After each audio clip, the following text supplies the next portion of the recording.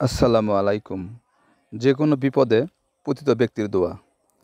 ইন্না লিল্লাহি ওয়া ইন্না ইলাইহি রাজিউন। আল্লাহুম্মা আজিনি ফি মুসিবাতি ওয়াখলুফ ফি খাইরাম মিনহা। অর্থ, আমরা আল্লাহর জন্য এবং তার কাছেই আমাদের প্রত্যাবর্তন।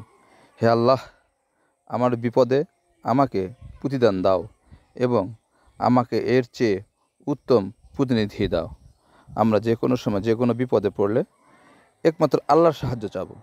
আসলে মানুষের জন্য যা কিছু করে শুধু আল্লাহর ওসিলায়, আল্লাহর দিয়ে হুকুম মতোই করে।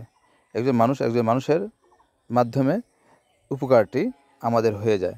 তাই আমরা যে কোনো সময় যে কোনো বিপদে অস্থিতিশীল না হয়ে, রাগান্বিত না হয়ে আমরা একমাত্র আল্লাহর ওপর ভরসা রাখব এবং এই দোয়াটি পাঠ করার চেষ্টা করব। আল্লাহ আমাদেরকে যে কোনো বিপদে এই দোয়া পাঠ করার তৌফিক দান করুন। আল্লাহ আমাদের দোয়া কবুল করুন। আমিন।